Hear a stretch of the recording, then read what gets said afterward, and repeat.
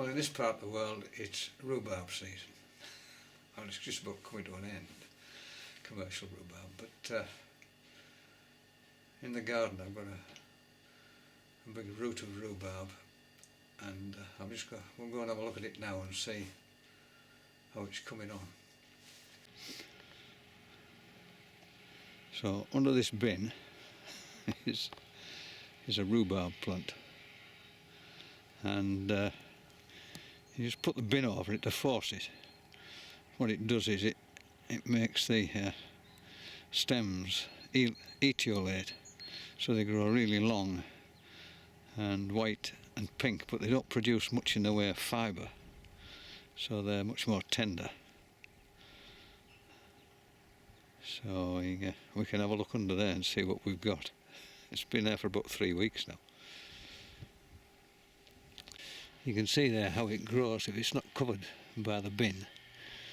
Just typical rhubarb, great big leaves and red stems, but they're quite fibrous. I mean, good enough to eat. I mean, you don't eat the leaves, they're poisonous. So there you can see the forced rhubarb. It's got small yellow leaves and much paler pink stems. So I'll cut some of them off and make a rhubarb crumble with them. One of the highlights of the spring season.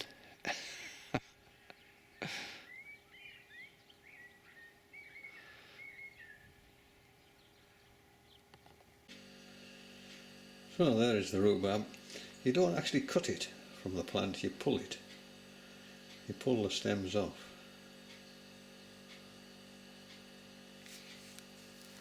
And you get this little bit here left on the bottom of each stem. So it just remains to cook it.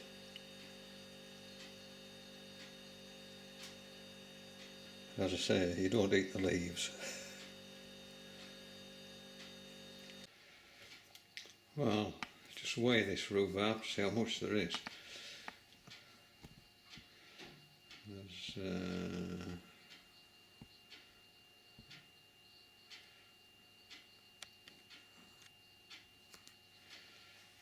672 grams. For 1,000 grams I need 300 grams of sugar.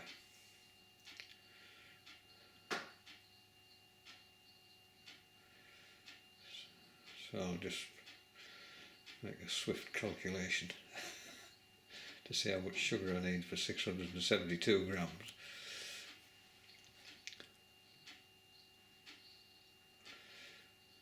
And then adjust it to taste. I quite like it sweet. Some people like it a bit tart, but I prefer it sweet. So I might have to put a little bit more than that in. But we'll start with that and see how we get on. So there's the rhubarb. It's been washed and dried and chopped up. Unlike unforced rhubarb, you don't get the fibres in this. If you're using unforced rhubarb, which you tend to get in the summertime, you've got to pull the fibres off by sort of skinning it, which is quite easy to do. And I've got just over 200 grams of sugar there, and because rhubarb contains a lot of water, you don't want to add much water to this. A tablespoon or just over, a couple of tablespoonfuls is all you need. So I'll just put that in first. You can see there's a tiny drop. And you need a stainless steel pan or one of these Teflon coated non-stick pans. Best not to use aluminium. If you cook rhubarb in aluminium pans, the aluminium pans end up really shiny. And you wonder where all that grey material on the inside of the pan has gone. It's obviously been dissolved by the acid in the rhubarb, which is not a good idea. So that's it. All I need to do now is heat this rhubarb very, very gently. I don't want to stew it, I just want to soften it. so it retains those sort of lumps, as it were, but doesn't end up as a mush. And then I add the sugar later. If I put the sugar in now, it'll just burn. You end up with toffee on the bottom of the pan, which is terrible. So all I need to do now then is just heat it very, very gently.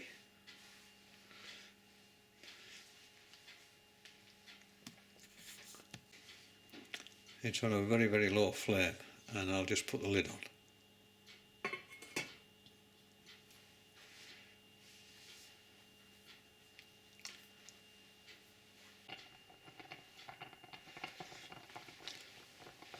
So I just need to turn the mixture over and get these hard pieces on the top down to the bottom. And you can see how much juice has come from the rhubarb.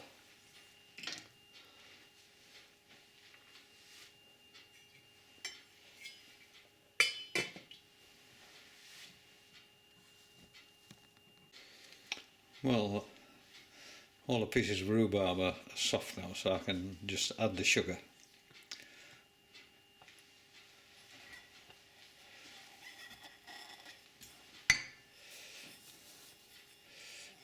Just add a little bit at a time.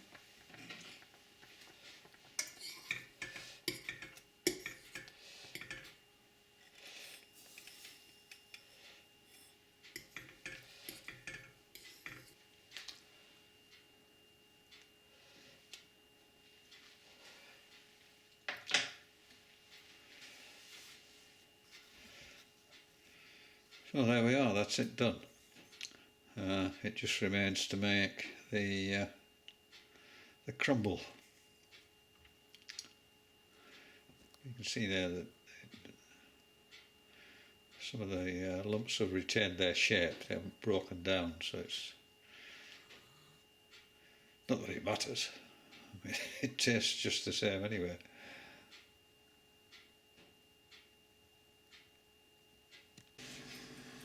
So I just need to divide the rhubarb up into individual portions and freeze it.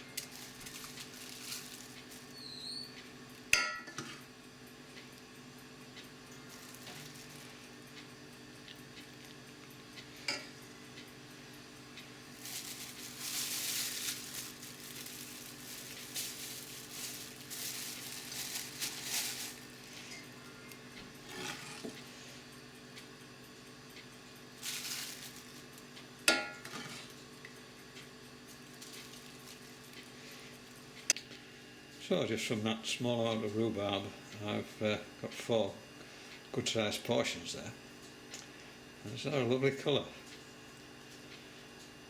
I've just tasted it, it's just a little bit tart for me. Next time I make it I must put a bit more sugar in.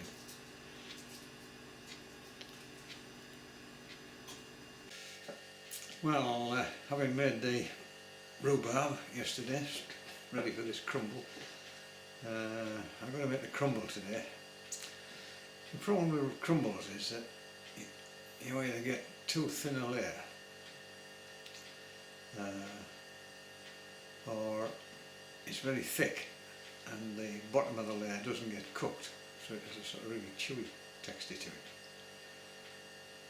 Or the juice of the fruit soaks up into the crumble and you end up with a toffee texture. And the way around all this is to do the crumble part of it separately in the oven.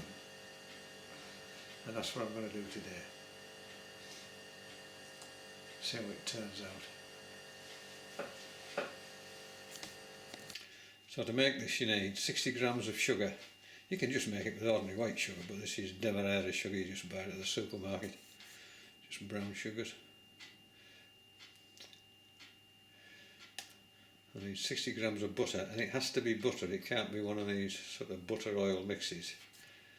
It's straight butter, slightly salted or unsalted, it doesn't really matter again. And 120 grams of plain flour. There are the ingredients, and I need a bowl to mix them in.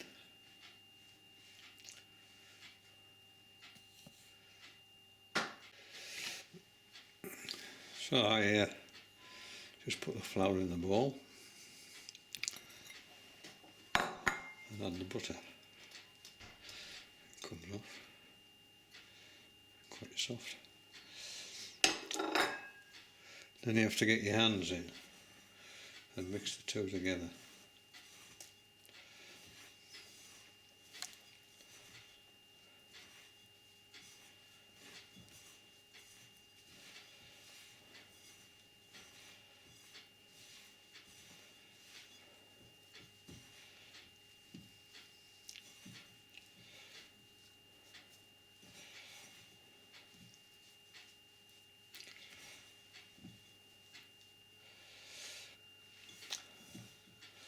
You keep after a few minutes you get this nice even breadcrumb look about it, nice and light.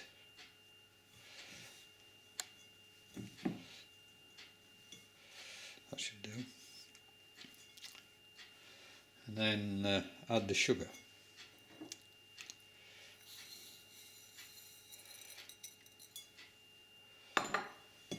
And just work that in. So it's nice and evenly distributed.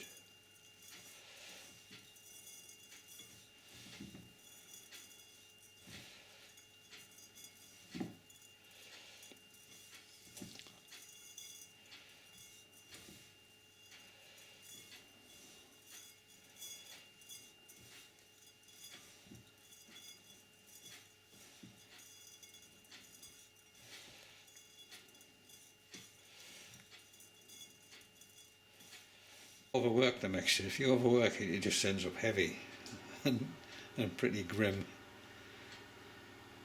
like soggy shortbread.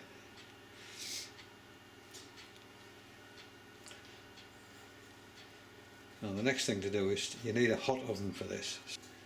So I've just taken a tray out of the bottom of the oven. I've just lined it with this tin foil, and then I just sprinkle this mixture thinly on the top of that.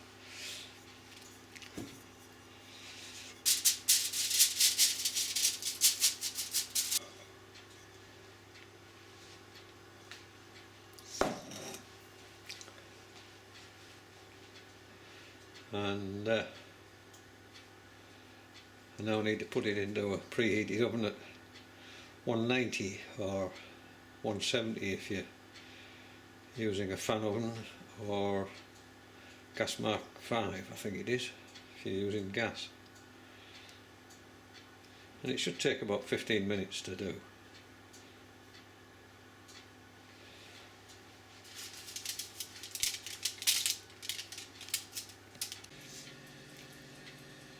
You might find in the back of your cupboard one of these things.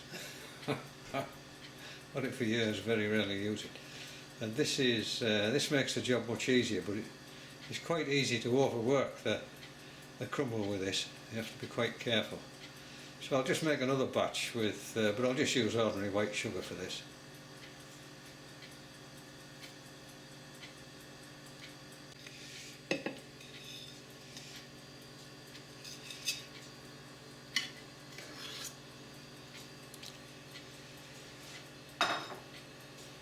So 60 grams of butter and 120 grams of sugar, of plain flour.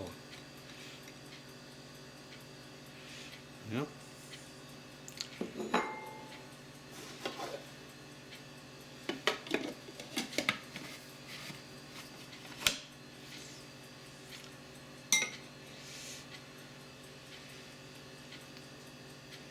So I don't overwork it, I just pulse it.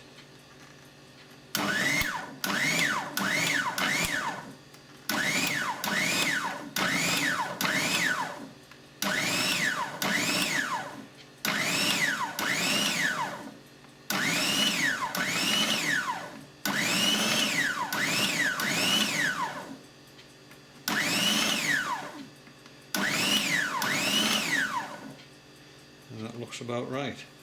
Took no time at all. So now I just need to add the sugar now. So it's just plain white sugar, 60 grams of plain white sugar, and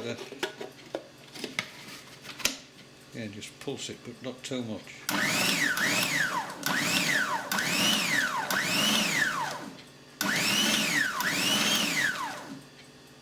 That looks about right.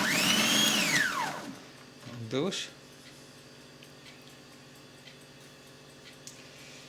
So that's now ready to go in the oven. So I can just check with a fork that it's all nice and crumbly, break up any biggish bits. Sometimes you have to just do it for a little bit longer, but that seems to be alright. For any bits all stuck together, just break them up.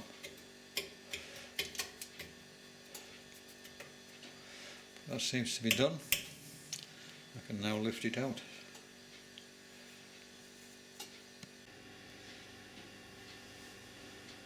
So there are the two batches of crumble. One on the left hand side was made with demerara sugar, so it's got that slightly darker colour to it. So I've defrosted this portion of rhubarb, and I'll just stick it in the microwave, heat it up, sprinkle some crumble on the top, and just put it in a very hot oven for about 5 minutes or less, just to heat the crumble and just put that final finish to it.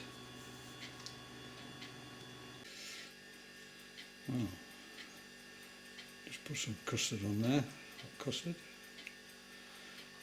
You could make your own custard.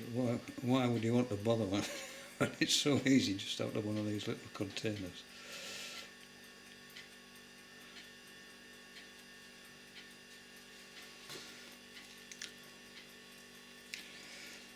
And just for a bit of contrast, some ice cream.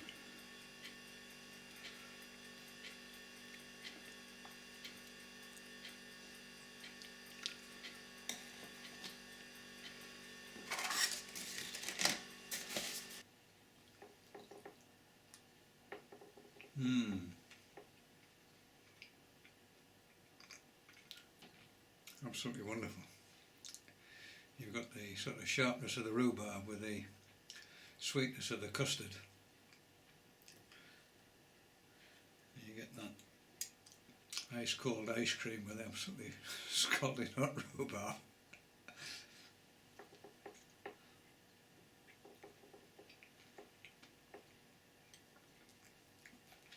And you've got that crunch of the crumble, and there's no uncooked crumble, and there's no soggy toffee sort of crumble where the juice is soaked into it.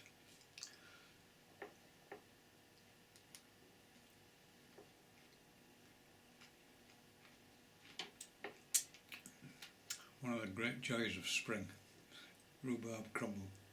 It's fantastic stuff.